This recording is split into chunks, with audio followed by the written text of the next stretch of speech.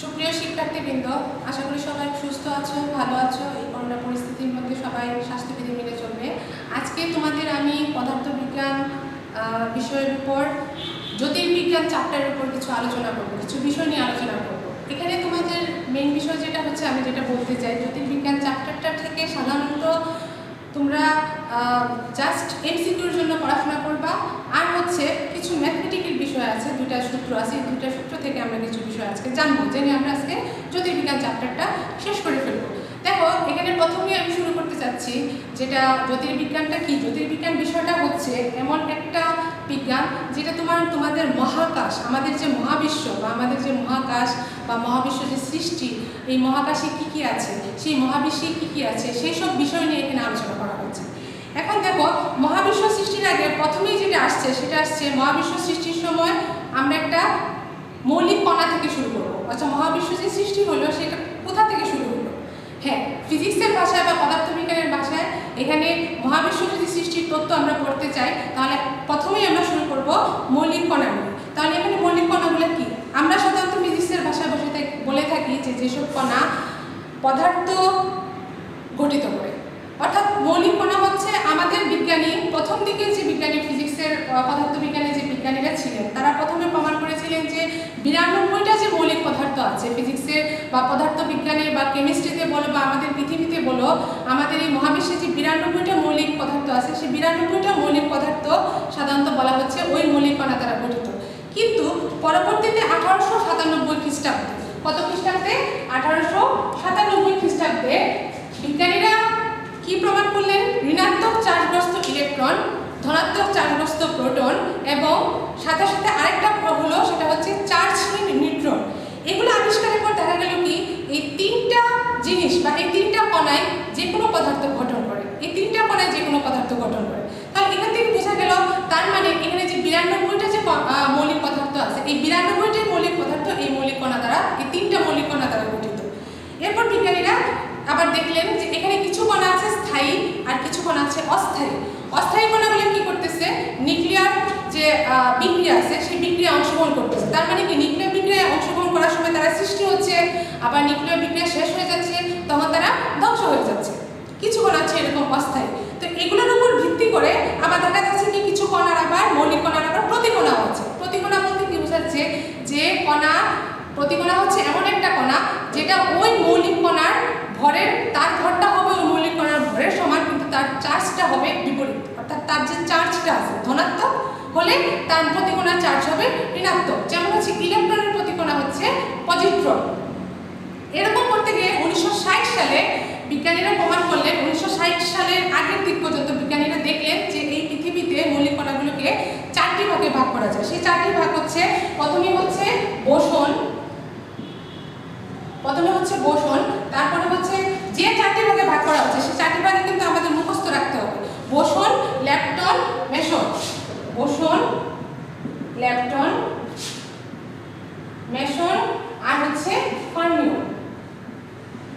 Boson, lepton, meson আর হচ্ছে fermion. তাহলে এখান থেকে দেখা গেল কি, বোসন কণাগুলো যেটা বলা হচ্ছে, সেটা বোসন কণাটাকে বলা হচ্ছে চার্জহীন, ভরহীন, কিন্তু তার চার্জ আছে। বোসন কণাটাকে ফোটন হিসেবে ধরা হয়। তারপর ল্যাপটন কণার মধ্যে বিভিন্ন এক্সাম্পল আছে, যেমন হচ্ছে আমাদের যে নিউট্রনো আছে, ই নিউট্রনো, তারপর হচ্ছে মিউ নিউট্রনো। অর্থাৎ ল্যাপটন কণাটাকে তুমি বলতে পারো, এখানে একটা নাম দিতে পারো, সেটার নাম হচ্ছে ই নিউট্রনো অথবা মিউ নিউট্রনো। এরকম বিভিন্ন কণা যেগুলো অস্থায়ী, অর্থাৎ এই মেসনটাকে বলা হচ্ছে অস্থায়ী, ল্যাপটনটাকে বলা হচ্ছে অস্থায়ী। তারপরে হচ্ছে মেসন, মেসনের মধ্যে আছে পায়ন, তারপরে হচ্ছে বেরিয়ন, বেরিয়নের মধ্যে আছে আমাদের যে নিউক্লিয়ন আছে, প্রোটন, নিউট্রন, প্লাস হচ্ছে সিগমা, হাইপেরন। এগুলো হচ্ছে তাদের ধর্ম, তাদের বিভিন্ন কণার নাম। এখন এখানে যে মেসন আর বেরিয়ন কণাটা আছে, মেসন আর লাস্টে যে তোমার বেরিয়ন কণাটা আছে, লাস্টেরটা সাধারণত ফার্মিয়ন না, ফার্মিয়ন বেরিয়ন থেকে কিন্তু ফার্মিয়ন আসছে। লাস্টে যে বেরিয়ন কণাটা আছে, এই বেরিয়ন কণাটা মেসন এবং বেরিয়ন কণাকে একত্রে ধরা হয়েছে, তার নাম দেওয়া হয়েছে হ্যাড্রন। তাহলে হ্যাড্রন এখানে কিন্তু মৌলিক কণা না, হ্যাড্রনটাকে ধরা হয় অতি পারমাণবিক কণা। লাস্ট পর্যন্ত বিজ্ঞানীরা আরেকটা সিদ্ধান্তে আসলেন যে আমরা যদি বলি সর্বশেষ যে তথ্য, বিজ্ঞানীর যে সর্বশেষ তথ্য, সেই সর্বশেষ তথ্য অনুসারে মৌলিক কণাকে 2 ভাগে ভাগ করা যায়। একটা হচ্ছে বোসন আর একটা হচ্ছে ফার্মিয়ন। তার মানে এখানে দুইটা জিনিস চলে গেল, একটা হচ্ছে বোসন আর একটা হচ্ছে ফার্মিয়ন। অর্থাৎ লাস্ট বিজ্ঞানীরা এই উপাত্তে পর্যবেক্ষণ করলেন যে মৌলিক কণা সারা বিশ্বের দুই ভাগে বিভক্ত, একটা হচ্ছে বোসন আর একটা হচ্ছে ফার্মিয়ন। এবং এগুলা কোত্থেকে আসলো, বোসন নামটা কোথায় আসলো, ফার্মিয়ন নামটা কোত্থেকে আসলো? বোসন নামটা হচ্ছে, বোসনকে যদি আমরা বলি তাহলে ঢাকা বিশ্ববিদ্যালয়ে আমাদের দেশের বিখ্যাত বিজ্ঞানী, ঢাকা বিশ্ববিদ্যালয়ের অধ্যাপক, প্রাক্তন অধ্যাপক ডক্টর সত্যেন্দ্রনাথ বোস, উনি বিজ্ঞানী আইনস্টাইনের সাথে মিলে বোস আইনস্টাইন পরিসংখ্যান নামে একটা তত্ত্ব উনি দেন। এই যে তত্ত্ব, এই তত্ত্ব অনুসারে যে সকল অভিন্ন কণার স্পিন ধরা হয়, স্পিন সংখ্যা ধরা হয় 0 অথবা কোনো পূর্ণ সংখ্যা, এবং যাদের একটিকে অপরটি থেকে কখনোই আলাদা করা যাবে না, তারা কখনোই পাউলির বর্জন নীতি মেনে চলবে না। কোনটা আমরা জানি, কেমিস্ট্রিতে আমরা এটা পড়েছি, পাউলির বর্জন নীতি, এটা কখনোই মেনে চলবে না, অর্থাৎ পাউলির বর্জন নীতি মেনে চলবে না। বাট বোস আইনস্টাইন যে পরিসংখ্যান আছে, সেই বোস আইনস্টাইন পরিসংখ্যান মেনে চলবে। এই কণাগুলিকেই বলা হচ্ছে বোসন কণা। বোসন কণা আবার দুই ধরনের, একটা হচ্ছে গ্লেজ বোসন আর একটা হচ্ছে হিগস বোসন। তারপরে চলে আসতেছে আমরা ফার্মিয়ন। ফার্মিয়ন হচ্ছে বিজ্ঞানী এরিক ফার্মি এবং বিজ্ঞানী এম এ ডিরাক দুজন মিলে ফার্মি ডিরাক নামে একটা পরিসংখ্যান দেন। ওই পরিসংখ্যান মতে যে সকল অভিন্ন কণার স্পিন সংখ্যা ধরা হয়, স্পিন সংখ্যা ধরা হয় হাফের বেজোড়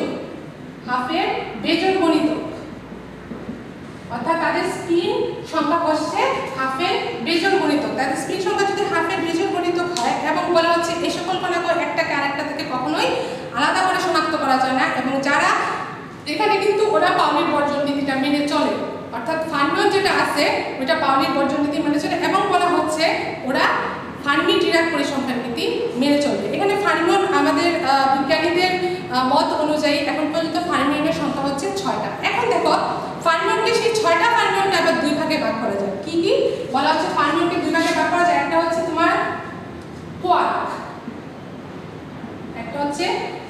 এবং আরেকটা হচ্ছে ধরা হচ্ছে লেপটন। কোয়ার্ক ও আরেকটা হচ্ছে লেপটন, এই দুই ভাগে ভাগ করা যায়।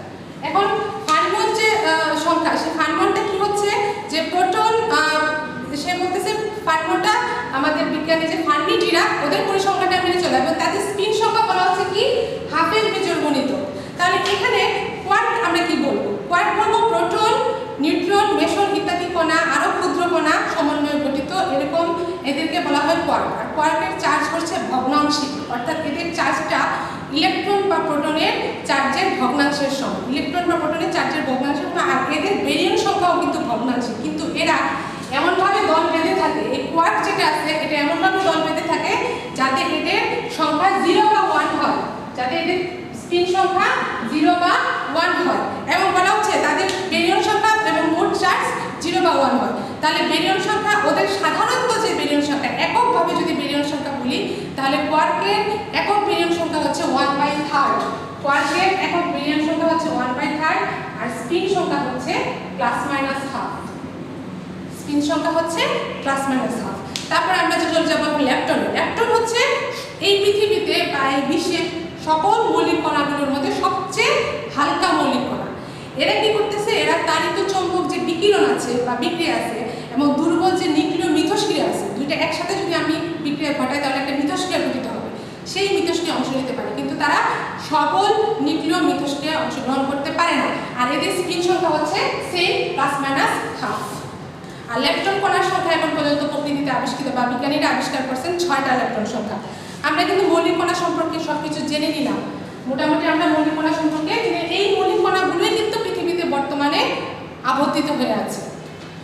এখন আমরা জানবো মৌলিক কণার পর আমরা এখন জানবো পৃথিবী মহাবিশ্বের ক্ষেত্রে আমাদের যেটা হইলো, যখনই আমরা মহাবিশ্ব জিনিসটা নিয়ে আসলাম বা কল্পনা করতে শুরু করলাম, বা মহাবিশ্ব বিষয় নিয়ে যখন জ্যোতির্বিজ্ঞান শুরু হলো, তখনই আমরা চিন্তা করলাম ওইখানে সৌরজগৎ নামে একটা জগৎ আছে। তার মানে কি আমাদের চলে আসলো মহাবিশ্বের যে প্রথম অংশটা, সেটা হচ্ছে সৌরজগৎ। তাহলে সৌরজগৎ সম্পর্কে আমরা জানতে হলে সৌরজগৎ তার মানে সূর্য সম্পর্কিত একটা জগৎ। এখন দেখো সৌরজগৎ বলতে সাধারণত কি বোঝানো হচ্ছে? সূর্য এবং এর সাথে মহাকর্ষীয়ভাবে আবদ্ধ যে সকল বস্তু আছে, সকল বস্তু মিলে যে জগৎটা গঠিত হয়েছে, সেই জগৎটাকে বলা হচ্ছে সৌরজগৎ। এখন সৌরজগতের ক্ষেত্রে কি হচ্ছে? সূর্যকে কেন্দ্র করে প্রদক্ষিণরত যে বস্তুগুলো আছে, সেই বস্তুগুলোকে 3টি ভাগে ভাগ করা হচ্ছে। কয়টি ভাগে ভাগ করা হচ্ছে? 3টি ভাগে ভাগ করা হচ্ছে। সেই 3টি ভাগের নাম হচ্ছে, একটা হচ্ছে গ্রহ,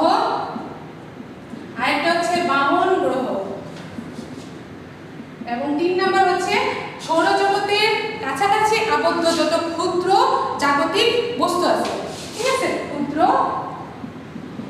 সৌর জাগতিক বস্তু।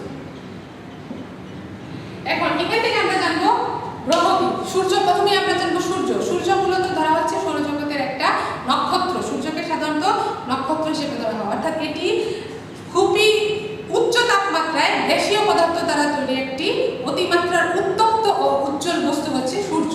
সেখান থেকে এখানে সাধারণত কি হয়, সূর্যের ভরটা কতটা সাধারণত আমরা এটা করি। সূর্যের ভর এখন পর্যন্ত বিজ্ঞানীরা মাপছেন 2 × 10⁻30 কেজি। সূর্যের ভর হচ্ছে 2 × 10⁻30 কেজি। আর এর গড় ব্যাসার্ধ ধরা হচ্ছে 6.8 × 10⁻18 কিলোমিটার। এটা হচ্ছে তার গড় ব্যাসার্ধ। তার গড় ব্যাসার্ধ হচ্ছে 6.8 × 10⁻8 কিলোমিটার। এটা হচ্ছে সূর্যের গড় ব্যাসার্ধ। আর সূর্যের উপরিভাগের তাপমাত্রা, পৃষ্ঠের তাপমাত্রা হচ্ছে 5700 ডিগ্রি সেলসিয়াস। উপরিভাগে পৃষ্ঠের তাপমাত্রা, ভিতরের তাপমাত্রা কয়েক কোটি ডিগ্রি সেলসিয়াস, ঠিক আছে। আর এখানে সূর্যের ভিতর কি হয়, সূর্যের ভিতর ফিউশন বিক্রিয়ার ফলে প্রচুর তাপ উৎপন্ন হয়। কিভাবে সূর্যের মধ্যে এত তাপ, এটা প্রশ্ন আসতে পারে। সূর্যের মধ্যে এত তাপ হচ্ছে সূর্যের ভিতর আমাদের যে নিউক্লিয় দুইটা বিক্রিয়া আছে, সেই দুইটা বিক্রিয়ার মধ্যে ফিউশন বিক্রিয়ার ফলে এত তাপ উৎপন্ন হয়। তারপর গ্রহ কি, গ্রহ হচ্ছে সৌরজগতে আমরা জানি গ্রহের সংখ্যা 8টি। আমাদের পার্থিব গ্রহ হচ্ছে 4টি, আর অন্যান্য গ্রহ হচ্ছে আরো 4টা। তাহলে গ্রহের সংখ্যা হচ্ছে 8টা। আর গ্রহগুলো সূর্যকে একটা ফোকাসে রেখে সবসময় সে উপবৃত্তাকার পথে পরিভ্রমণ করে। তাহলে এখানে গ্রহ কয়টা? আর সাধারণত গ্রহের কোনো নিজস্ব আলো নেই, নক্ষত্রে কিন্তু নিজস্ব আলো আছে, ঠিক আছে। এটা তোমরা নিজেরাই জানো আশা করি। আর বামন গ্রহ কি বলা হচ্ছে যে বামন গ্রহ আর গ্রহের মধ্যেই সূর্যকে চারদিকে আবর্তন করে ঘুরতেছে, কিন্তু গ্রহ আর বামন গ্রহের মধ্যে পার্থক্য হচ্ছে সেই গ্রহটা তার নিকটতম গ্রহ কি করে তার পরিবেশের নিকটতম পরিবেশ থেকে যে যত ক্ষুদ্র বস্তু আছে সেগুলো অপসারণ করে, কিন্তু ব্রাহ্মণ গ্রহকে সেটা করতে হয় না। এখন পর্যন্ত প্রাপ্ত ব্রাহ্মণ গ্রহের সংখ্যা হচ্ছে 3টা। কি কি?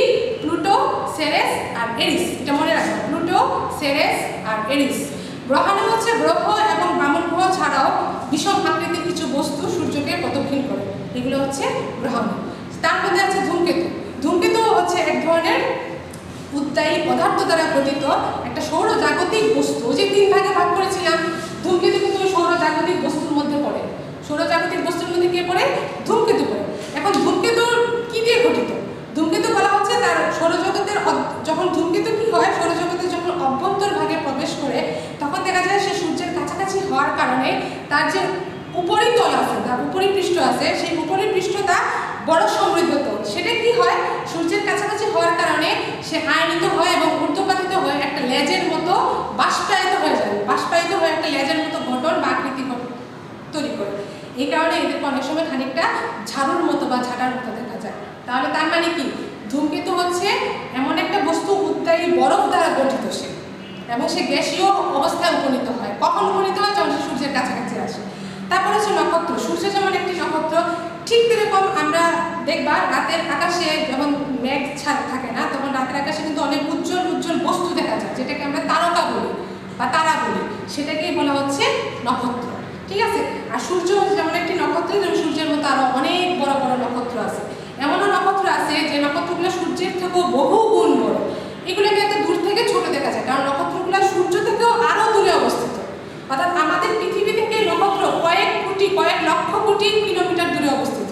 সেই কারণে নক্ষত্রগুলোকে ছোট দেখা যায়। আর নক্ষত্রগুলো সাধারণত কিভাবে গঠিত? বিভিন্ন ধরনের মহাকর্ষ যে আছে, সেই মহাকর্ষ বলের টানে ধূলি এবং গ্যাসের বিশাল সমাহার একত্রিত হয়ে বাষ্পায়িত হয়ে নক্ষত্রের তাপমাত্রা যখন খুব বেশি হয়ে যায়, তখন এটি একটা প্লাজমা অবস্থায় বিচরণ করে। এই যে প্লাজমা অবস্থা পাচ্ছি, সে প্লাজমা অবস্থা যখন সে ধারণ করে, সেই প্লাজমা অবস্থা থেকে ওইখানে হাইড্রোজেনের ফিউশন গঠিত হয়। ওই হাইড্রোজেনের ফিউশন যখন শুরু হয়ে যায়, তখনই সে প্রচুর তাপ উৎপন্ন করে এবং উজ্জ্বল হয়ে যায়, এবং সেখান থেকে নক্ষত্রের জন্ম হয়। তারপর হচ্ছে ছায়াপথ। ছায়াপথটার ইংলিশ যেটা নাম হচ্ছে গ্যালাক্সি, সেটা তোমরা জানো আশা করি। দূরবীক্ষণ যন্ত্রের সাহায্যে যখন আমরা আকাশের দিকে তাকাই, তখন দেখা যায় কি যে মহাকাশের কিছু কিছু জায়গায়, মহাকাশের কিছু কিছু দূরবর্তী কোথাও জায়গায় অনেকগুলো বস্তুপুঞ্জের সমন্বয়ে বড় বড় দল গঠিত হয়েছে। এই যে বড় বড় দলগুলোকে বলা হয় গ্যালাক্সি। আমাদের যে পৃথিবী বা আমাদের যে সৌরজগৎ, আমাদের সৌরজগতও কিন্তু একটা গ্যালাক্সির অন্তর্ভুক্ত। এখানে দেখো গ্যালাক্সি, এই যে এসব দল বা গ্যালাক্সির মধ্যে কী কী থাকে? নক্ষত্র থাকে, বিভিন্ন গ্যাস থাকে, ধূলিকণা থাকে, তারপর হচ্ছে প্লাজমা থাকে, ওর মধ্যে প্লাজমা অবস্থায় থাকে এবং প্রচুর বস্তু থাকে ওইখানে। এখন বলা হচ্ছে গ্যালাক্সির ব্যাস সাধারণত ধরা হয় কয়েক হাজার থেকে লক্ষ আলোকবর্ষ থেকে কয়েক হাজার লক্ষ কিলোমিটার পর্যন্ত। এমনও হতে পারে কয়েক লক্ষ আলোকবর্ষও হতে পারে। আমাদের যে সৌরজগৎ যে গ্যালাক্সির অন্তর্ভুক্ত তার নাম হলো মিল্কি ওয়ে গ্যালাক্সি, বা বাংলায় যেটাকে বলা হয় আকাশগঙ্গা গ্যালাক্সি। ঠিক আছে, কারণ ওইখানে অনেক সময় দেখা যায় আকাশের মধ্যে অনেকটা গঙ্গার যেরকম পানি থাকে ওই পানির মতো সে গ্যালাক্সিটা ভেসে যাচ্ছে, ওরকম কারণে এটা আকাশগঙ্গা গ্যালাক্সি। এবার গ্যালাক্সির বিভিন্ন আকৃতিও আছে, যেমন হচ্ছে সর্পিলাকার, তারপরে হচ্ছে উপবৃত্তাকার, তারপরে হচ্ছে অনেক বড় বিষম আকৃতি। সাধারণত বলা হচ্ছে মোট গ্যালাক্সির যে 80% সেটা 80% হচ্ছে সর্পিলাকৃতির। আমাদের মিল্কি ওয়ে গ্যালাক্সি, তারপরে হচ্ছে অ্যান্ড্রোমিডা গ্যালাক্সি, এই গ্যালাক্সিগুলো হচ্ছে সর্পিলাকৃতির। আবার কিছু গ্যালাক্সি থেকে প্রচুর মাত্রায় অনেক বেশি মাত্রায় বেতার তরঙ্গ প্রতিফলিত হয়, বেতার তরঙ্গ বিকিরিত হয়, প্রতিফলিত হয় প্লাস বিকিরিত হয়। এই যে বেতার তরঙ্গ বিকিরিত হওয়ার কারণে এদের নাম দেওয়া হয়েছে রেডিও গ্যালাক্সি। ঠিক আছে, এখন আমাদের সাধারণত সৌরজগতের ক্ষেত্রে বা সৌরজগতের কাছাকাছি যে গ্যালাক্সি, কোয়াসার গ্যালাক্সি নামে একটা গ্যালাক্সি আছে, এটার নাম হচ্ছে কোয়াসার গ্যালাক্সি।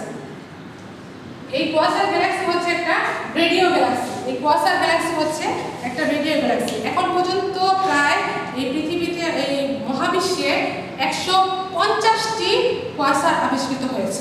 তার মানে আমাদের রেডিও গ্যালাক্সির পরিমাণ সবচেয়ে বেশি। এখন দেখো, আমরা গ্যালাক্সির নাম জানলাম, সৌরজগতের বিভিন্ন বস্তুর নাম জানলাম। এখন আমরা জানবো মহাবিশ্ব কিভাবে সৃষ্টি হলো, কোথা থেকে, কিভাবে, কোন তত্ত্বের সাহায্যে বা কিভাবে মহাবিশ্ব সৃষ্টি হলো, অর্থাৎ মহাবিশ্ব সৃষ্টির রহস্যটা কি, মহাবিশ্ব সৃষ্টির তত্ত্বগুলো কি কি তত্ত্ব আছে বা কিভাবে সৃষ্টি হলো। মহাবিশ্ব সৃষ্টির তত্ত্বের ক্ষেত্রে প্রথমেই যেটা আমাদের মাথায় চলে আসে সেটা হচ্ছে বিগ ব্যাং তত্ত্ব বা মহাবিস্ফোরণ তত্ত্ব।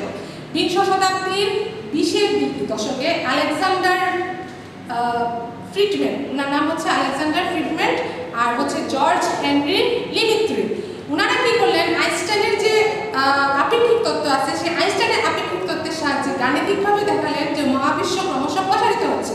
বাট বিজ্ঞানী আইনস্টাইন তখনও বিশ্বাস করতেন যে মহাবিশ্ব অসীম এবং অপরিবর্তনীয়, কিন্তু আইনস্টাইনের এই ধারণা ভাঙতে, এই ভুল ভাঙতে বেশি সময় লাগেনি। কেন লাগেনি?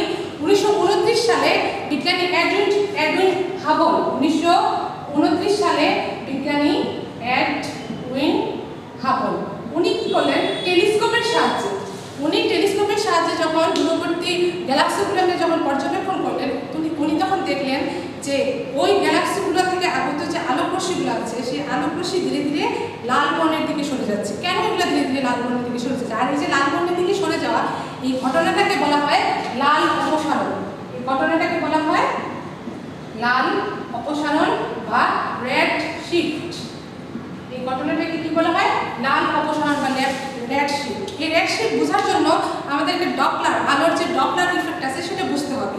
দেখো, আলোর ডপলার প্রভাব অনুসারে উৎস পর্যবেক্ষক থেকে দূরে সরে যাওয়ার সময় আলোর তরঙ্গদৈর্ঘ্য বড় হবে, আর কাছে আসার সময় আলোর তরঙ্গদৈর্ঘ্য ছোট হবে। তার মানে কি, উৎস পর্যবেক্ষক থেকে দূরে সরে যাওয়ার সময় আলোর তরঙ্গদৈর্ঘ্য বড় হবে, আবার পর্যবেক্ষক থেকে কাছে আসার সময় আলোর তরঙ্গদৈর্ঘ্য ছোট হবে। আর দূরবর্তী গ্যালাক্সি থেকে আগত যে আলো, সেখানে যে লাল অপসারণ বা রেড শিফট থেকে কি বোঝা যায়, যে আলোর তরঙ্গদৈর্ঘ্য ক্রমান্বয়ে বড় হচ্ছে। সুতরাং কি, গ্যালাক্সিগুলো ক্রমান্বয়ে দূরে সরে যাচ্ছে।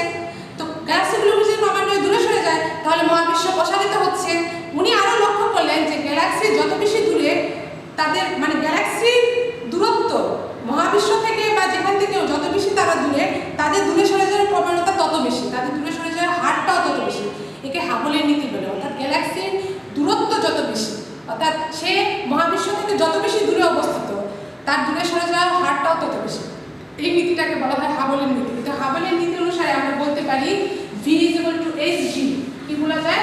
হাবলের নীতি অনুসারে আমরা বলতে পারি V = hd। এখানে vটা হচ্ছে গ্যালাক্সির দূরে সরে যাওয়ার বেগ, আর hটা হচ্ছে এখানে হাবলের ধ্রুবক, আর dটা হচ্ছে পৃথিবী থেকে গ্যালাক্সির দূরত্ব। আর হাবলের ধ্রুবকের মান হচ্ছে 70.4। হাবলের ধ্রুবকের মান যেটা h, এটার নাম হচ্ছে হাবলের ধ্রুবক। এর মান হচ্ছে 70.4 কিলোমিটার পার সেকেন্ড পার mega parsec, kilometre per second পার মেগা পারসেক। এখন দেখো, এখান থেকে আমরা কিন্তু আরেকটা জিনিস জানবো সেখানে, মহাজাগতিক একক যেটা আছে দূরত্ব, মহাজাগতিক কিছু দূরত্ব, আমাদের পৃথিবীর যে সরলরৈখিক দূরত্ব, রাস্তার দূরত্ব আমরা ধরতেছি কিলোমিটার হিসেবে, কিন্তু মহাজাগতিক যত দূরত্ব আছে সেই দূরত্বের একক কিন্তু পার্সেক। এটা মনে রাখবা, মহাজাগতিক দূরত্বের একক হচ্ছে পার্সেক, একক হলো পার্সেক। আর 1 মেগাপার্সেক সমান হচ্ছে 1 মেগাপার্সেক সমান হচ্ছে 10 টু দি পাওয়ার 6 পার্সেক। ঠিক আছে, ওকে। তাহলে এখানে আমাদের 1 মেগাপার্সেক সমান আমরা আবার লাইট ইয়ারের সাথে সম্পর্কিত করতে পারি। তাহলে 1 মেগাপার্সেক সমান অর্থাৎ 1 এনপিসি, 1 মেগাপার্সেক। আর 1 মেগাপার্সেক সমান আমরা 1 পার্সেক সমান আমরা কত বলতে পারি, কত লাইট ইয়ার বলতে পারি? 3.26 লাইট ইয়ার, অর্থাৎ 3.26 লাইট ইয়ার। এখান থেকে 3.26 into 10 to the power 19 kilometre. তার মানে 1 পার্সেক সমান হচ্ছে 3.26 into 10 to the power 19 kilometre. তাহলে এখান থেকে আমরা একটা ম্যাথমেটিক্স পড়ব, আমাদের হাবলের নীতি থেকে আমরা একটা ম্যাথমেটিক্স পড়ব। যে কিরকম ম্যাথমেটিক্সটা তোমরা একটু তুলে নিবা খাতায়।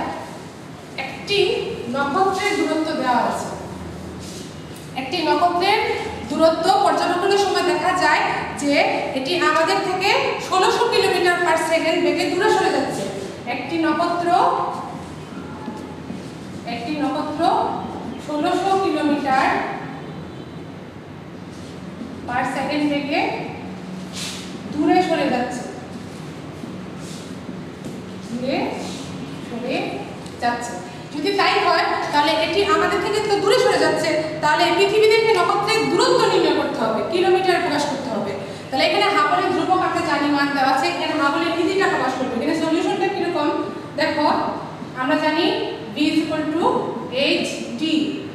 ঠিক আছে, আমাদের কি দরকার এখানে, আমাদের পৃথিবী থেকে নক্ষত্রের দূরত্ব, তার মানে কি আমরা d এর মান বের করব। তাহলে d = কি হবে, v/h। এখানে d এর মান দেওয়া আছে 1600 কিলোমিটার। এটাকে যদি আমরা যদি জাস্ট এটাকে আমরা মিটারে প্রথমে প্রকাশ করব, তারপর কিলোমিটারে নিয়ে যাব। তাহলে এখানে তোমরা 1600 কিলোমিটার বসাই দিবা। আর h এর মান আমরা জানি 17.4 ইনটু 17.4 কিলোমিটার পার সেকেন্ড পার এমপিসি, এটা আমরা জানি। এখান থেকে আমরা দেখো এটার মান যেটা পাবো সেটা হচ্ছে 22.727 মেগাপার্সেক। ঠিক আছে, এখন এটা কিলোমিটারে প্রকাশ করতে হবে। তাহলে কিলোমিটার আমরা জানি 1 মেগাপার্সেক সমান কত, আমরা এটা জানি। একটু আগে তোমাদের পড়া দেখিয়েছি আমি, 3.26 into 10 to the power 13 10 to the power 13 kilometre. ঠিক আছে, তাহলে এখানে 10 to the power 13 3.26 into 10 to the power 13 না, সরি 19 কিলোমিটার। কারণ হচ্ছে 1 পার্সেক মেগাপার্সেক সমান হচ্ছে 10 to the power 6 parsec.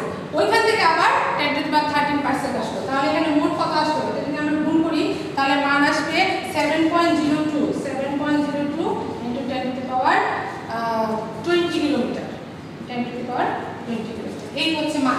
Just আমাদের এই সূত্রটা মনে রাখলেই চলবে। হাবলের নীতির এই সূত্রটা মনে রাখলেই আমরা সকল অঙ্ক এখান থেকে, হাবলের নীতি থেকে যত অঙ্ক আসবে আমরা সব কিছুই পারবো।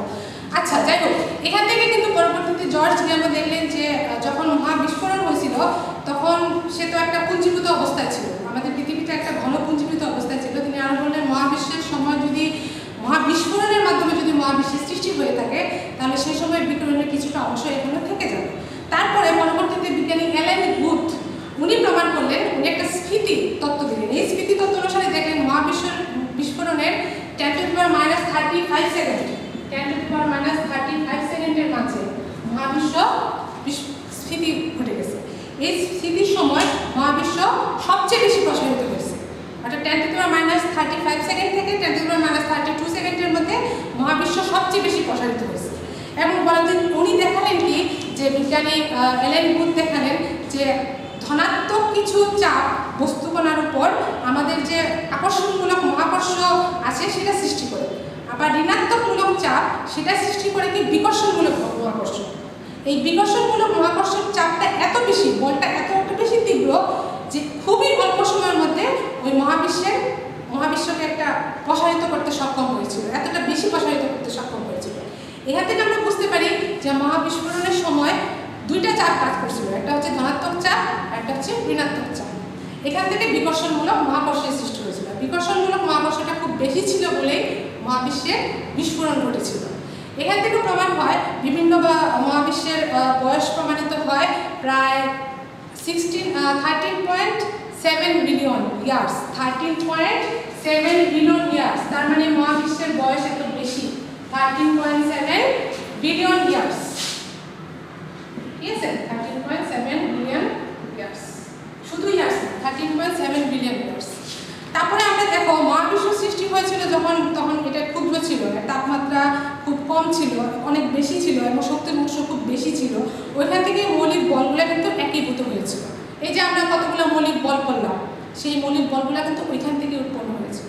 সেই মৌলিক বলগুলো যখন উৎপন্ন হয় মহাবিশ্বের বিস্ফোরণে 10⁻⁻43 সেকেন্ডের মধ্যে মৌলিক বলগুলো উৎপন্ন হয় এবং সেখান থেকে পদার্থবিজ্ঞানের যত সূত্রগুলো আছে সেই সূত্রগুলো কিন্তু ওইখান থেকেই কার্যকারিতা লাভ করে এবং এই সময়টাকে বলা হয় প্লাঙ্কের সময়। এই সময়টাকে কি সময় বলা হয়? প্লাঙ্কের সময়। এবং দেখা যায় মহাবিশ্বের তখন তাপমাত্রা ছিল 10⁻32 কেলভিন। মহাবিশ্বের তখন তাপমাত্রা ছিল 10⁻32 কেলভিন। আস্তে আস্তে মহাবিশ্ব যখন প্রসারিত হতে থাকলো তার তাপমাত্রা আস্তে আস্তে কমতে থাকলো। যত বেশি মহাবিশ্ব প্রসারিত হতে থাকলো তার তাপমাত্রা আস্তে আস্তে কমতে থাকলো। কমার একটা পর্যায়ে সবল নিউক্লিয় বলটা পৃথক হয়ে গেল এবং বলা হয় তখনই কিন্তু সবল নিউক্লিয় বলটা যখন পৃথক হলো তখনই কিন্তু মহাবিশ্ব খুব দ্রুততার সাথে প্রসারিত হলো এবং এই সময়টাকে বলা হয় মহাবিশ্বের স্ফীতি। এই সময়কালটাকে বলা হয় মহাবিশ্বের স্ফীতি। এখান থেকে আস্তে আস্তে যখন তাপমাত্রা কমতে থাকে, অর্থাৎ মহাবিশ্বের আয়তন যত বৃদ্ধি পেতে থাকলো তার তাপমাত্রা ততই কমতে থাকলো। তাপমাত্রা কমতে কমতে সে যখন 10⁻² সেকেন্ডে 2 কেলভিনে অর্থাৎ 10⁻² সেকেন্ড সময়ে তার তাপমাত্রা যখন কমে আসলো, কমতে কমতে যখন 3000 কেলভিনে চলে আসলো। কত কেলভিনে? 3000 কেলভিনে। যখন 3000 কেলভিনে চলে আসলো তার তাপমাত্রা, তখন ওই 10⁻² সেকেন্ড মানে 100 সেকেন্ডে তার সময়টা কমে আসলো। সেই 100 সেকেন্ডে তড়িৎচুম্বকীয় বল এবং দুর্বল নিউক্লিয় বল পৃথক হয়ে যায়। সেখান থেকে দেখা যায় 3000 কেলভিনে যখন তার তাপমাত্রা নেমে আসলো তখন ইলেকট্রন এবং নিউক্লিয়াস অর্থাৎ এখানে প্রোটন নিউট্রন গঠিত হয়ে ইলেকট্রন নিউক্লিয়াস একত্রিত হয়ে পরমাণু গঠন করে। ওইখান থেকে কিন্তু পরমাণু গঠন হওয়ার সাথে সাথে কিন্তু মহাবিশ্বের সৃষ্টি হওয়া শুরু হলো। ওইখান থেকেই কিন্তু পদার্থের উৎপন্ন হওয়া শুরু হলো। এখানেই কিন্তু আমাদের মহাবিশ্ব সৃষ্টির রহস্যটা শেষ হয়। অর্থাৎ মহাবিস্ফোরণ থেকে শুরু হয়ে প্রসারিত হয়ে তাপমাত্রা কমে এসে আস্তে আস্তে পরমাণু গঠন শুরু হয়। তারপরে আমরা চলে যাব আরেকটা টপিকসে, আমাদের লাস্ট টপিক শোয়ার্জকাইল্ড ব্যাসার্ধটা কি। এটা আমাদের শেষ টপিকস। আজকের জ্যোতির্বিজ্ঞান চ্যাপ্টারের শেষ টপিকটা হচ্ছে শোয়ার্জকাইল্ড ব্যাসার্ধ। এটা একটু লিখে ফেলবে, এখান থেকে কিন্তু ম্যাথমেটিক্স চলে আসে, তো এটা তোমরা অবশ্যই লিখবা। শোয়ার্জকাইল্ড ব্যাসার্ধ, এটার নাম দেওয়া হয়েছে আরএস। এখানে দেখো কি হচ্ছে, 1915 সালে আইনস্টাইন আপেক্ষিকতার সার্বিক তত্ত্ব প্রদান করেন। এই নীতি অনুসারে বস্তুর জড়ভর আর মহাকর্ষীয় ভর তারা সমান। এখন বস্তুর দুই প্রকারের ভরের মধ্যে পার্থক্য হচ্ছে বস্তুর যে জড়ভরটা আছে ওটার উপর যদি আমি বল প্রয়োগ করি, বস্তুর উপর যদি বল প্রয়োগ করা হয় তাহলে তার যে জড়ভরটা আছে সেই জড়ভর তার গতির পরিবর্তনে বাধা প্রদান করে। কিন্তু বস্তুর যে মহাকর্ষীয় ভরটা আছে বা মহাকর্ষীয় কোনো বড় বস্তুর যে মহাকর্ষীয় ভরটা আছে সেই মহাকর্ষীয় ভরের জন্য সে এক বস্তু থেকে অপর কোনো বস্তুর উপর মহাকর্ষীয় বল প্রয়োগ করতে পারে। এখন ফোটনের যদি স্থির ভর শূন্য হলেও গতিশীল অবস্থায় কিন্তু এর ভর আছে। এখন তেজকণাবাদ নামে একটা তত্ত্ব আছে, সেই তেজকণাবাদ অনুসারে যে কোনো তেজকণার শেষ কম্পাঙ্ক যদি f হয় এবং তার যদি শক্তি থাকে, একটা ফোটনের অবশ্যই শক্তি আছে বা একটা তেজকণার অবশ্যই শক্তি আছে, সেই শক্তিটাকে যদি আমরা E দ্বারা প্রকাশ করি তাহলে আমরা বলতে পারি E = hf। এখানে h কিন্তু প্লাঙ্কের ধ্রুবক। এখান থেকে দেখো ভর শক্তির সমীকরণ আছে, বিজ্ঞানী আইনস্টাইনের যে ভর শক্তির সমীকরণ, সেই ভর শক্তির সমীকরণ অনুসারে ফোটনের তাহলে নিজস্ব ভর থাকবে। সেই নিজস্ব ভর কতটুকু? m = hf/c², অর্থাৎ m = hf/c²। এটা কোথা থেকে আসবে? E = mc² থেকে আসছে। আর E = mc², E = hf। এখান থেকে আমরা লিখতে পারি ওই ফোটনের ভর সমান hf/c²। C square. তাহলে এখান থেকে দেখো এটি ফোটনের জড়ভর। এখন জড়ভর ও মহাকর্ষীয় ভর যেহেতু সমান বলা হয়েছে, আপেক্ষিকতা অনুসারে জড়ভর এবং মহাকর্ষীয় ভর সমান বলা হয়েছে, তাহলে ফোটনেরও মহাকর্ষীয় ভর আছে। কিন্তু ফোটনের মহাকর্ষ ক্ষেত্র খুবই দুর্বল। দেখা যায় কৃষ্ণবিহর নামে একটা গহ্বর আছে, ব্ল্যাক হোল। সেই ব্ল্যাক হোল মহাবিশ্বে, আমাদের মহাবিশ্বে বর্তমান আছে, এখনো আছে। সেই ব্ল্যাক হোল যখন আমরা গবেষণা পর্যায়ে নেমে গেলাম, সেই ব্ল্যাক হোলের মহাকর্ষ ক্ষেত্র এতটাই বেশি প্রবল, সে কি করে ফোটন, অর্থাৎ ওইখানে তার যে ফোটন আছে, ফোটন মানে হচ্ছে আলোকণা বা তেজ কণা, এই ফোটন বা আলোকণা এই ক্ষেত্র অতিক্রম করে বের হতে পারে না। অর্থাৎ ব্ল্যাক হোলের ভেতর যে মহাকর্ষ ক্ষেত্রটা আছে, সেই ব্ল্যাক হোলের ভিতর মহাকর্ষ ক্ষেত্রটা এত বেশি প্রবল, সেই ফোটন বা আলো সেই ক্ষেত্র বের করে, মহাকর্ষ ক্ষেত্র বের করে, মানে অতিক্রম করে সে বের করতে পারে না। তার মানে কি দেখা যায় মহাকর্ষের আকর্ষণে, ব্ল্যাক হোলের যে মহাকর্ষের আকর্ষণটা এত বেশি, সে কি করে সেই ব্ল্যাক হোলের আকর্ষণে সে যদি বের হতে পারতেছে না আলোটা, সে ওইখানেই কৃষ্ণবিহরে আবার ফিরে যায়। এবং কৃষ্ণবিহরে বা ব্ল্যাক হোলে ফিরে যাওয়ার কারণে কি হয়, অর্থাৎ মহাকর্ষটা, কৃষ্ণবিহরটা বা মহাকর্ষের ক্ষেত্রের কারণে কৃষ্ণবিহরটা কালো দেখা যায়। এখন আমরা জানি পৃথিবীর বা যে কোনো গ্রহের মুক্তিবেগ কতটুকু, v = 2gm/r। মুক্তিবেগকে প্রকাশ করা হয় v দ্বারা, = √2gm/r, সেটা আমরা জানি। এখানে আরটা কি, যে কোনো গ্রহ বা পৃথিবী, যেটাই বলে পৃথিবীর ব্যাসার্ধ, আমরা জানি পৃথিবী একটা গ্রহ, তাহলে এখানে আমরা পৃথিবীর ব্যাসার্ধ ধরে নিতে পারি আর। এখন দেখো এখানে যেটা হচ্ছে মহাকর্ষীয় ধ্রুবক আর এমটা হচ্ছে পৃথিবীর ভর।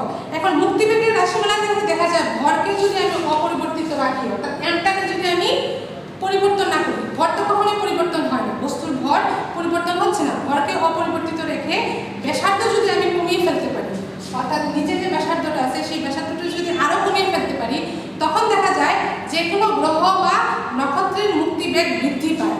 অর্থাৎ ভরটাকে অপরিবর্তিত রেখে ব্যাসার্ধ যদি কমাতে থাকি, তাহলে তার মুক্তিবেগ বাড়তে থাকে, যে কোনো গ্রহ বা যে কোনো নক্ষত্রের মুক্তিবেগ বাড়তে থাকে। এখন দেখা যাবে ভরকে ধ্রুবক রেখে আমি যদি ক্রমে ক্রমে এই ব্যাসার্ধ আমি আস্তে আস্তে কমাতে থাকি, তাহলে এক পর্যায়ে মুক্তিবেগ আলোর বেগের সমান হয়। অর্থাৎ এখানে যে বিটা আছে, এই বিটা সি এর সমান হয়ে যায়। এক পর্যায়ে মুক্তিবেগটা আলোর বেগের সমান হয়। এই যে এক পর্যায়ে মুক্তিবেগটা আলোর বেগের সমান হলো কোন একটা ব্যাসার্ধে, একটা নির্দিষ্ট ব্যাসার্ধে, এই ব্যাসার্ধটাকে বলা হয় শোয়ার্জকাইট ব্যাসার্ধ, যেটাকে আরএস দ্বারা প্রকাশ করা হয়। তাহলে শোয়ার্জকাইট ব্যাসার্ধ আরএস সমান লেখা যায়। আমরা এটা কিভাবে প্রকাশ করছি, যেহেতু আমরা বলছি যে ব্যাসার্ধ যখন কমায় কমায়, যখন আরকে যখন আমরা আরএস করলাম, তখন আমার ভি হয়ে গেল সি। আরএস আর সমান যখন আরএস করলাম, তখন ভি হয়ে গেল সি। তাহলে এখান থেকে আমরা কি লিখতে পারি, মুক্তিবেগের রাশিমালা ভি হয়ে গেল সি। এখান থেকে আমরা লিখতে পারি আরএস = যেটা আমাদের 2gm/c² হয়ে যাবে, 2gm/c²। ওই যে এটা সমান সি হয়ে গেল, অর্থাৎ আরটা সমান সি হলো আরএস সমান c²। তাহলে এখান থেকে দেখা যাচ্ছে ফলাফল যখন আমরা বিভিন্ন হিসাব ফলাফল করে দেখতে পারলাম যে পৃথিবীর শোয়ার্জকাইট ব্যাসার্ধ হচ্ছে 0.0088। ঠিক আছে, এটা হচ্ছে পৃথিবীর শোয়ার্জকাইট ব্যাসার্ধ। এখন দেখো একটা অঙ্ক যদি বলি যে কৃষ্ণবিহরের শোয়ার্জকাইট ব্যাসার্ধ দেওয়া আছে, আজকে আমরা লাস্ট যেটা করব সেটা অঙ্কটা এখন দেখব। এই অঙ্কটা দেখার পর আমাদের কিন্তু শেষ। পৃথিবীর শোয়ার্জকাইট ব্যাসার্ধ দেওয়া আছে এখানে পৃথিবীর না, একটা ব্ল্যাক হোলের শোয়ার্জকাইট ব্যাসার্ধ দেওয়া আছে 5.9 কিলোমিটার। এর ভর কত, অর্থাৎ এখানে কৃষ্ণবিহরের ভরটা বের করতে হবে। আমরা জানি এখানে কি আরএস সমান 2gm/c², এটা আমরা জানি। ওকে, তাহলে এখান থেকে কি দেওয়া আছে, আমরা আরএস এর মান দেওয়া আছে, জি এর মান আমরা জানি, আর এম এর মানটা আমাদের বের করতে হবে। তাহলে এম সমান কি লেখা যায়, অর্থাৎ 2gm সমান rs c² or m সমান লেখা যায় rs c²/2g।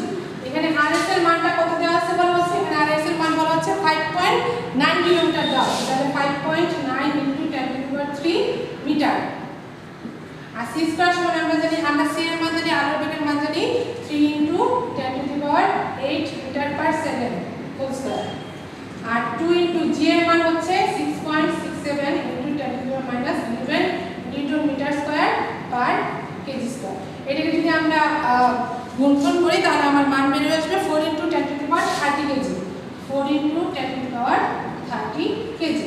এটা হচ্ছে কৃষ্ণবিহরের ভর। যে কৃষ্ণবিহবের ব্যাসার্ধটা দেওয়া আছে, সোলার স্কাই ব্যাসার্ধের মান দেওয়া আছে এটা কত 5.9 কিলোমিটার। এখান থেকে মিটারে নাম আছে, তাহলে তার ভর ভ্যালু আছে 4 × 10⁻30 কেজি। তাহলে এখান থেকে আমরা কিন্তু এই একটা সূত্র যদি আমরা মনে রাখতে পারি, RS = 2gm/c²। c² কখন হলো? যখন v = c কখন হলো? যখন RS = RS হলো।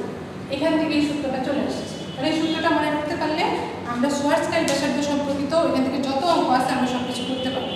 তাহলে মোটামুটি এই কয়েকটা জিনিসই আমাদের বোঝার মতো ছিল জ্যোতির্বিজ্ঞান চ্যাপ্টারে। জ্যোতির্বিজ্ঞান চ্যাপ্টারে আমরা কিন্তু এগুলোই বুঝবো, হাবলের নীতিটা কি, মহাবিশ্বের প্রসারণটা কি, মৌলিক কণাগুলো কি, এবং ওইখান থেকে মহাবিশ্বটা কীভাবে সৃষ্টি হলো, এবং ওখান থেকে আমাদের আইনস্টাইনের আপেক্ষিকতা বাদ থেকে আমরা কিন্তু সোলার স্কাই ব্যাসার্ধটা নিয়ে আসছি, ফোটন থেকে আমরা সোলার স্কাই ব্যাসার্ধটা নিয়ে আসছি।